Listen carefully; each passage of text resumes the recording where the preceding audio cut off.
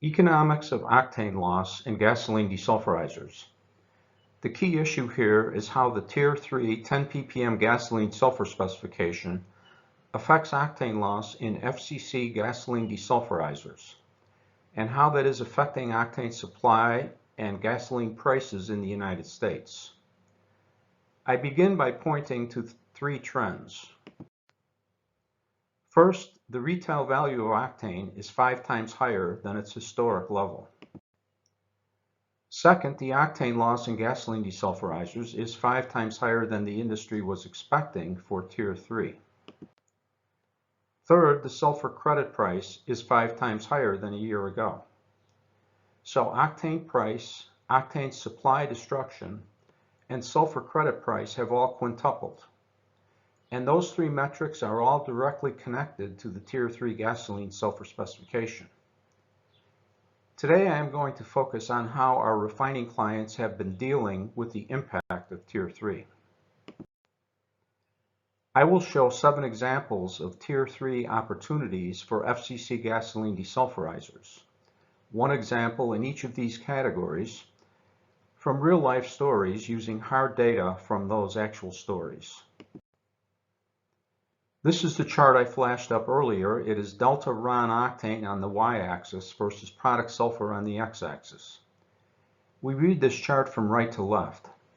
As we move from right to left, we are increasing desulfurization severity to reduce product sulfur, and as we do that, we lose more octane. The open diamonds are from a field test on a commercial FCC gasoline desulfurizer, where we varied reactor temperature over a period of several days. The solid black curve in the middle is what we predicted before the test. The dashed curve represents the industry consensus expectation of how much octane would be lost as we move left and reduce gasoline sulfur for Tier 3. You can see the huge gap between the industry consensus and the actual field test data. The position of this curve is strongly dependent on the feed. Whenever we do a field test like this, we do detailed analysis of the feed and products, which show exactly what reactions are happening and what reactions are causing octane loss. In this case, that analytical data showed something surprising. It revealed that a small amount of an orphan virgin naphtha stream was carrying H2S into the unit. Correcting that saved $7 million in octane loss plus extending cycle life, and the net present value of that is $60 million. When the orphan stream was removed, the curve snapped up to the solid black curve we had predicted.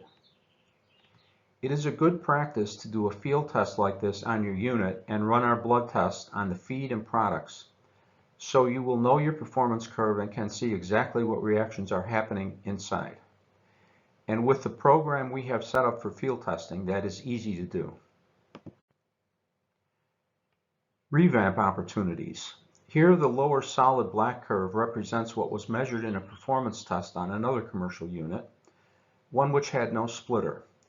And the dashed curve represents what would happen if they added a splitter that removes the light FCC naphtha from the feed.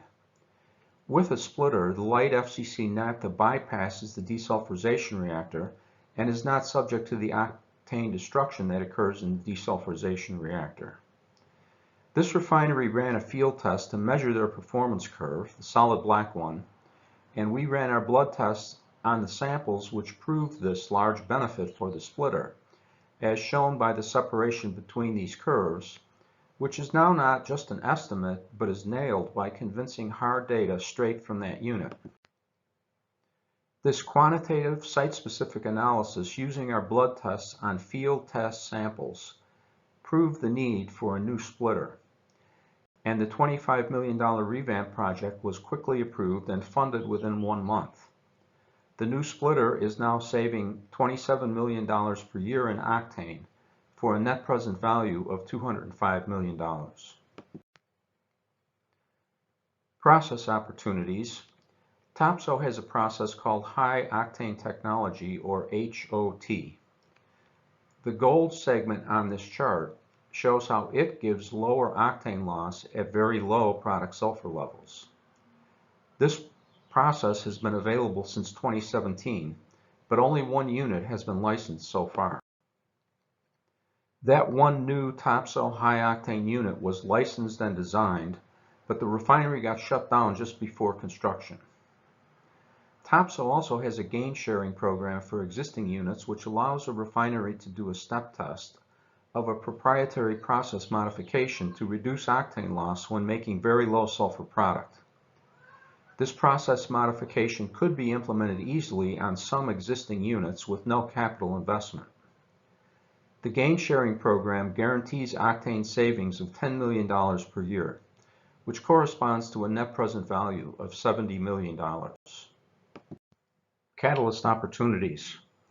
This is product sulfur versus days on stream from a 20-day pilot plant test on two different catalysts tested side by side along with other competitive catalysts on a full-range naphtha feed from a commercial unit. There were 5 segments to this pilot plant test. The first segment is at cold temperature for 4 days, then warm temperature for 4 days, then hot temperature for 4 days, then a 4-day research segment, then we return to the warm temperature. The black and gold data series are for 2 different catalysts. The black data is Axen's HR806, which is a gasoline desulfurization catalyst, and the gold is a diesel hydrotreating catalyst that had been partially regenerated. We also tested the other major suppliers' catalysts in this pilot plant program. The separation between this black and gold data shows the gold regenerated diesel catalyst has much higher desulfurization activity than the Axen's catalyst at all conditions. The difference means that with the gold regenerated diesel catalyst, you could run the unit at 45 degrees lower temperature and get the same product sulfur. There is opportunity to use new catalysts. This pilot plant test proved the catalyst with 45 degrees F higher desulfurization activity and equal octane sulfur selectivity. That catalyst is now being offered by Evonik for refill of FCC gasoline desulfurizers. It is called Evonik Octamax. There are many ways to cash in on its higher desulfurization activity. For example, you could use the unit to make sub 10 ppm sulfur gasoline pool to generate Tier 3 sulfur credits worth at least $40 million at today's sulfur credit price. Credit opportunities. Here we are charting sulfur credit supply versus time since 2016. The black curve is the total supply of usable sulfur credits. The gold curve is the supply of Tier 3 sulfur credits. Importantly, starting in 2020, only Tier 3 credits are usable. Before then, there was a glut of several different types of old credits that were usable. The main point here is that the usable supply has gone down by a factor of 10 from what the market is accustomed to. And it will certainly never again approach anything near the levels the market is accustomed to. This is a very significant curve, and you will not find it anywhere else. It is only after keeping track over the years with meticulous accounting of the variety of different credits that you see this quantitative picture emerging of what has happened to credit supply. This chart is about the supply side. How could we similarly picture the demand side for credits? What does demand for sulfur credits look like? I will give an example of credit demand by telling a story from a refinery that has a gasoline desulfurizer that destroys 7-octane and was approaching end of cycle temperature and an unplanned early shutdown. Their opportunity was to use sulfur credits. They could purchase 1 year's worth of credits at a cost of $1.9 million. That would allow running 1 year at 10 ppm higher sulfur specification and save $17 million in lost octane. That was an immediate $17 million benefit for less than $2 million cost, not counting the benefit of deferring an unplanned shutdown. If they had purchased several years of credits instead of 1, that benefit would multiply, $15 million per year. This is an example of what credit demand looks like. The demand for sulfur credits is only now developing, and that demand will certainly increase. When supply goes down, like the chart shows, and demand goes up, the market price goes up. And that is why we have predicted, including last year in this room, the sulfur credit price would increase. And as I said earlier, it quintupled since then. The sulfur credit price is still nowhere near its new Tier 3 equilibrium. It is in transition from an old equilibrium to a radically new supply-demand equilibrium for Tier 3. And it is ripe with opportunities for those who take the initiative to get a good grip on this now. If you join our client group, you will get this quantitative economic analysis that will help your company set a good sulfur credit strategy today before the credits spike even higher. The lab opportunity is to use modern analytical methods to know your feed's hydrocarbon and sulfur compound distributions at the molecular level. I have been calling these tests the blood tests because, like a blood test, they reveal important things happening inside your unit. With the system we have set up, it is almost effortless for you to get these analyses on samples from your unit and define its performance curve. That is the key step that set the stage for capturing all the opportunities I am discussing today. One of our clients decided to take this to another level. They had us analyze their FCC naphthas and light cycle oils over a period of months while they were running their refinery in blocked out operations, first on low sulfur crude and then transitioning to high sulfur crude.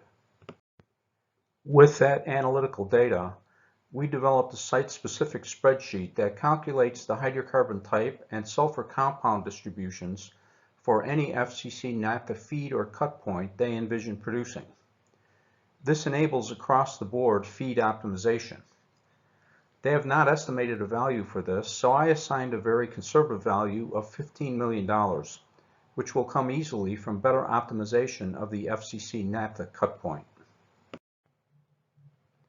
And there are capital investment opportunities. We classify FCC trains into three categories. A red refinery has just a gasoline hydrodesulfurizer or HDS unit. A yellow refinery has just a cat feed hydrotreater, CFHT. And a green refinery has both. Consider a red refinery with just a gasoline hydrodesulfurizer. There are still many of these refineries in the United States. The opportunity is to build a cat feed hydrotreater. We did an economic analysis for a $300 million cat feed hydrotreater, which would enable the red refinery to capture clean fuel margins from feeding high sulfur gas oils, coker gas oils, and bitumen-derived gas oils, and it gave a net present value of $180 million. In a second phase, we estimated the benefits from the flexibility this configuration provides to capture margin in a volatile margin environment. When you consider the value of flexibility, the estimated benefit can be over $700 million.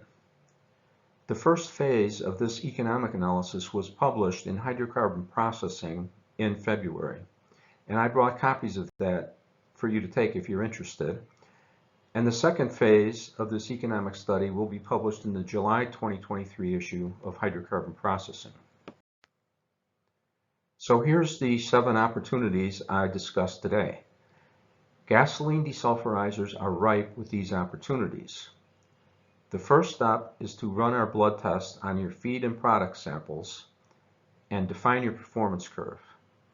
That provides the site-specific data needed for good decisions.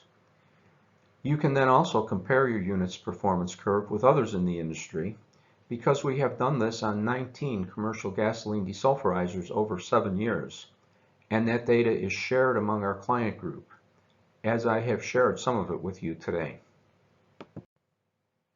We have 3 research reports on this Tier 3 work. A good next step for your company is to buy one of them. I suggest the third one, the most recent of the 3. It is very easy to do. You sign a purchase order and we deliver it at the speed of light. And part of the deal is we will then run some blood tests on your samples and provide unlimited support by phone and email for 6 months. From my experience, the hardest part is to find a profit-minded leader in your company who will step up and sign a purchase order. Don't form a committee to decide whether to buy the report. That will cost way more than the report. I recommend you should just convince one profit-minded leader to join you in buying this, and then you and that leader can involve the others with the report in hand. There is little risk in just buying this report. It is very good work on an important topic, and our clients have a track record of success that dwarfs the cost. The report costs $50,000, which is a small fraction of the cost of the work, and only about 1 minute's worth of your company's annual revenue. Thanks a lot for your attention.